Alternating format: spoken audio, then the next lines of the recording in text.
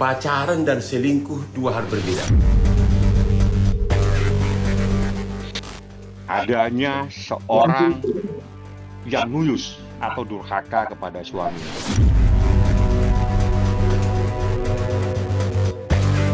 Memang ada affair kok, gimana sih nggak terima? Lah 73 bukti itu apa coba?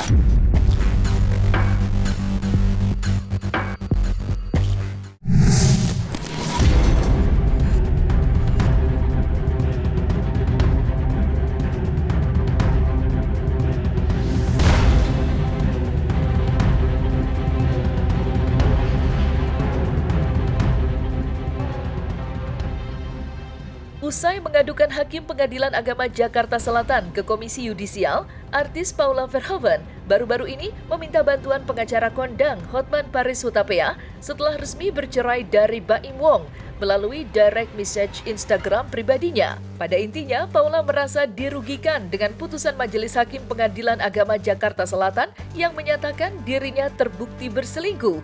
Bagi Paula, putusan tersebut merupakan sebuah kejanggalan lantaran dalam persidangan tidak ada bukti fakta yang dihadirkan. Kasus perceraian Paula dengan Baim juga mendapat tanggapan dari Hotman Paris. Dari situlah Paula mengirim pesan secara personal pada Hotman. Siang Bang Hotman, semoga sehat selalu. Salam kenal, terima kasih responsnya untuk membela saya terharu sekali. Jujur, saya memang terpukul disudutkan seperti ini dan dipermalukan satu Indonesia. Kalau memungkinkan, saya ingin berdiskusi juga Bang Hotman dan juga kuasa hukum saya. Karena saya ingin sekali dibantu sama Bang Hotman. Juga mohon bantuan dan arahan baiknya. Tulis Paula memohon. Lantas, apa tanggapan Hotman atas pesan personal yang dikirim oleh Paula? Akankah Hotman turun tangan membantu Paula menuntut keadilan atas putusan Hakim Pengadilan Agama Jakarta Selatan yang diduga syarat dengan kejanggalan?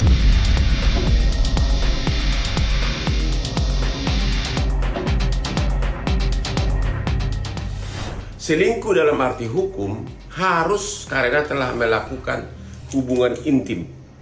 Bukan sekedar jalan-jalan atau shopping atau keluar kota. Itu bukanlah istilah selingkuh di mata hukum loh. Paling yang bisa dipakai kalau terbukti si cewek itu chattingan, bilang I love you atau pergi sama cowok, yang bisa dilakukan adalah itu adalah alasan jadi pertengkaran terus menerus karena si istri melakukan ini. Tapi jangan terlalu terburu-buru mengatakan selingkuh. Istilah hukum selingkuh itu harus karena melakukan hubungan intim. Emang ada dalam perkara perdata bisa dibuktikan? Saya pengen tahu, ada yang nggak dalam persidangannya ditunjukkan video selingkuhnya, video hubungan intimnya? Si cewek ngaku nggak? Kalau itu nggak ada, secara hukum namanya bukan selingkuh. Secara hukum loh, secara sehari-hari mungkin selingkuh. Tapi di mata hukum itu bukan selingkuh. Tapi itu adalah alasan, bisa dipakai sebagai alasan cerai, pertengkaran terus-menerus karena si cewek sering begini. Itu yang tepat. Paula yang baru cerai diputus oleh hakim sebagai katanya selingkuh, saya akan berusaha membuat kamu ceria, ya. Jadi segera chat Hotman, siapa tahu kamu jadi aspri, ya. Dan hari ini, siang ini saya akan tiba di Bali dan nanti malam jam 8 akan dansa di Atlas Beach Club dan lanjut jam 11 malam di Atlas Super Club, ya. Jadi Paula, jangan bersedih. Pacaran dan selingkuh dua hal berbeda. Pacaran bisa selingkuh dalam arti hukum, bisa tidak. Karena di mata hukum, selingkuh itu harus karena hubungan intim. Ya, kalau hanya pacaran, tidak ada bukti hubungan intim, itu bukan selingkuh secara hukum. Jadi saya tidak setuju pertimbangan hukum hakim yang mengatakan bahwa Paula selingkuh. Kecuali memang di persidangan ada videonya itu. Susah mendapatkan video tentang hubungan intim. Ya, kalau karena kedekatan, bahkan istilah sehari-hari pacaran, itu bukan selingkuh di mata hukum. Sehari-hari disebut selingkuh, tapi secara hukum belum. Ya, itu alasan yang bisa dipakai oleh hakim mengabulkan perceraian dengan alasan pertengkaran terus-menerus karena si suami melihat kedekatan si cewek dengan laki-laki lain. Itulah yang tepat alasannya. Jadi ingat, pacaran dan selingkuh di mata hukum dua hal yang berbeda. Bahwa benar Akibat dia mengajukan gugatan cerai karena adanya perselingkuhan yang dilakukan oleh termohon yang dengan seseorang berinisial NS. Bahwa berdasarkan fakta-fakta di persidangan di mana termohon intens berhubungan dengan NS baik secara langsung maupun menggunakan media, bepergian dan seterusnya, yang harus dihubungkan dengan referensi nuyus tersebut, majelis hakim memandang bahwa termohon telah terbukti nuyus kepada pemohon. Adanya seorang yang nuyus atau durhaka kepada suaminya. Bahwa termohon telah terbukti nuyus kepada pemohon, artinya durhaka kepada seorang suaminya. Seperti itu yang terpenting. Jadi tidak ada itu masalah fitnah, itu berdasarkan fakta.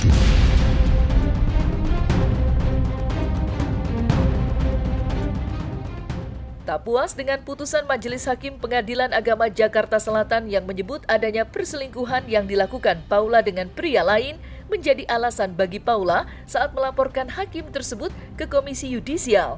Langkah itu ditempuh Paula lantaran putusan hakim yang menyinggung perselingkuhan akan berdampak buruk bagi kedua anaknya. Sambil diiringi isak tangis, Paula merasa diperlakukan tidak adil oleh majelis hakim. Mengingat apa yang diputuskan majelis hakim mengenai adanya perselingkuhan akan menjadi jejak digital yang kelak nanti dewasa kedua anaknya dapat mengaksesnya. Paula sendiri sudah berulang kali membantah mengenai isu perselingkuhan yang dituduhkan pada dirinya.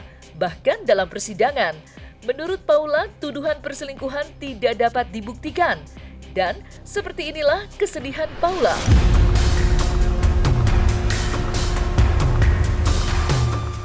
Saya hadir dan mendatangi Komisi Yudisial untuk melaporkan dugaan terjadinya pelanggaran kode etik dan pedoman perilaku hakim yang dilakukan Majelis Hakim pada Pengadilan Agama Jakarta Selatan yang memeriksa dan mengadili perkara perceraian saya.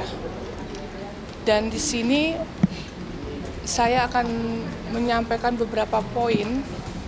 Di antaranya adalah pelaporan ini, dalam hal ini adalah majelis hakim keliru dalam memberikan pertimbangan putusan. Dan juga terlapor dalam memutuskan tidak mempedomani bukti-bukti yang disampaikan dan fakta persidangan. Ditemukan adanya fakta bahwa termohon telah melakukan perselingkuhan dan dikategorikan sebagai istri yang nuyus atau istri yang durhaka kepada suaminya. Tanggapan saya sebenarnya saya cukup sedih ya, karena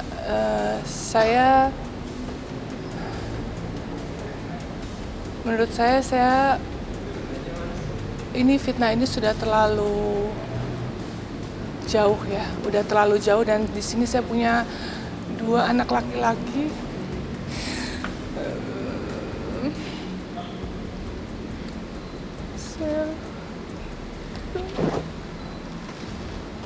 Saya punya 2 anak laki-laki yang saya selalu jaga mentalnya. Mereka akan tumbuh besar melihat pemberitaan ini yang cukup masif. Jadi buat saya melakukan ini demi anak-anak saya dan kedua orang tua saya. Dan saya harap semuanya, apa yang saya ucapkan ini bisa saya pertanggungjawabkan di akhirat. Ini saya lakukan demi menjaga mentalitas anak-anak saya yang masih kecil, yang nantinya mereka beranjak dewasa bisa mengakses semua berita tentang ibunya. Dan saya harap di sini saya berdiri untuk seorang ibu yang melindungi anak-anak saya gitu. Jadi saya berharap kalian semua mengerti.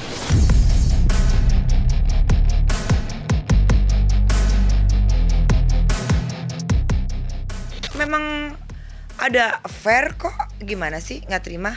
Lah 73 bukti itu apa coba? 73 bukti itu sudah terbukti. Ya, ada saksi pula kan?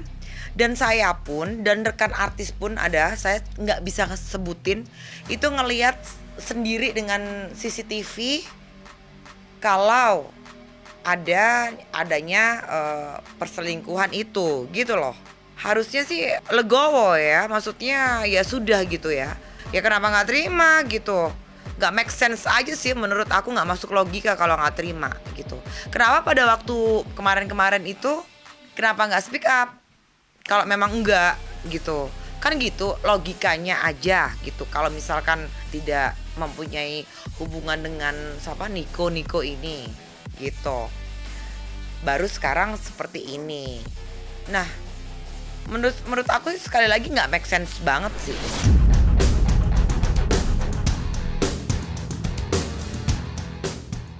Putusan Hakim Pengadilan Agama Jakarta Selatan yang mengabulkan gugatan cerai Baim Wong dari Paula disambut sukacita, baik oleh Baim maupun keluarganya. Dan yang menarik, dalam putusan sidang cerai, Baim dikabarkan seharusnya mendapat hak asuh kedua anaknya. Namun Baim lebih memilih membesarkan kedua anaknya secara bersama-sama dengan mantan istrinya, Paula. Bagi Baim, dibutuhkan peran ibu dalam perkembangan kedua anaknya. Atas hal itulah, sebagai seorang ayah, Baim enggan memisahkan hubungan seorang ibu dengan anaknya. Namun, kebaikan hati Baim yang sudah mengizinkan Paula kapan saja menjenguk dan membawa kedua anaknya tidak semanis yang dibayangkannya. Berhembus kabar jika Baim belum mendapat kabar mengenai kedua anaknya setelah dibawa Paula sejak tanggal 10 April atau seminggu yang lalu. Lantas, apa tanggapan kuasa hukum Baim mengenai hal tersebut?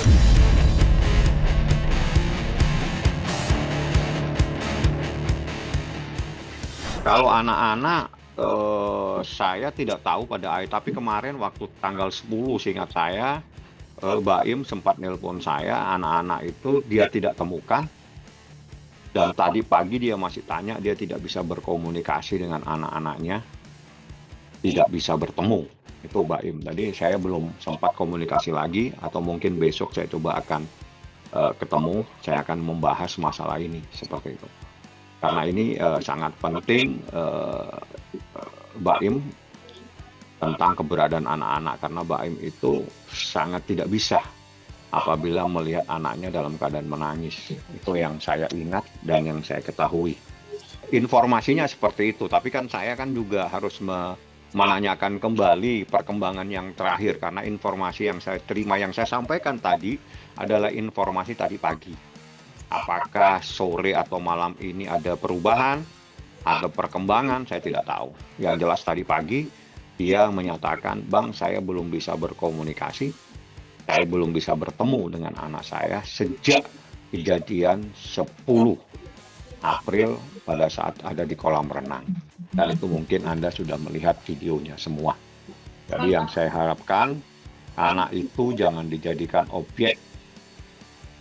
Ya, jadikanlah dia subjek hukum, dia punya hak, dia juga bisa ya untuk menolak ataupun apa, tapi mungkin bisa lah untuk bagaimana caranya kita membuat seorang anak itu tidak menolak kita. Itu kan harus ada cara-cara tersendiri gitu loh. Jangan selalu dijadikan objek anak itu, jadi harus mengikuti kemauan, itu jangan. Akhirnya problem nantinya, kesian. Tapi kalau emang ada sesuatu, dicari itu penyebabnya apa, ayo diperbaiki supaya anak itu bisa menerima, anak itu bisa baik lagi dan sebagainya. Tapi kalau dipaksakan harus begini, problem nanti yang terjadi, dan kasihan itu anak. Hal-hal seperti ini yang saya katakan tadi, yang kasihan nanti anaknya. Jadi sebetulnya nggak perlulah itu anak dijadikan dipaksa-paksa harus ikut, harus seperti ini. Kasihan itu anak, tapi bagaimana dirayu itu anak supaya dia mengikut, bukan dipaksa ikut tapi mengikut. Ada orang yang tidak mengizinkan ibunya ketemu anaknya, itu saya benci banget. Sama saya, jadi sekarang saya lagi menikmati momen yang bertiga dan bersama ponakan-ponakan saya, dan karena juga hampir 8 bulan lamanya saya tidak tidur sama mereka, dan pastinya ya mereka sangat kangen ya gitu. Mudah-mudahan hasilnya memang sesuai dengan apa yang saya harapkan.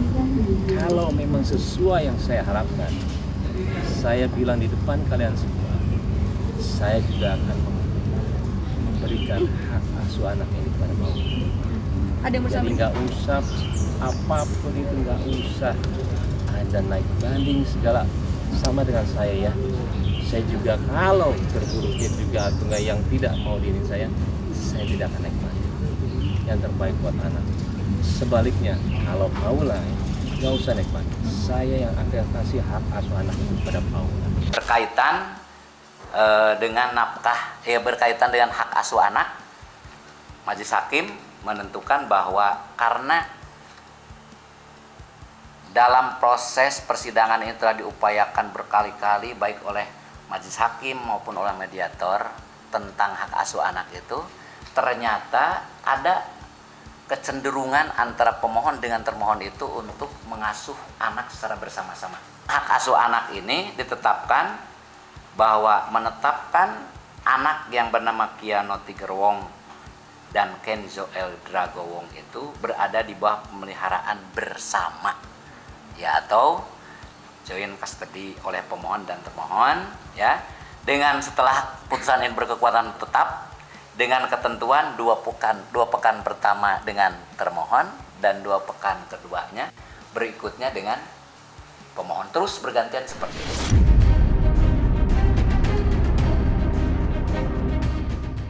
Nah, selesai sudah Cumi Lovers, saksikan terus Cumi Camp In-Depth, kabar lengkap, mendalam, dan akurat dari narasumber terpercaya. Dan jangan lupa untuk like, subscribe, dan juga share channel YouTube Cumi Cumi.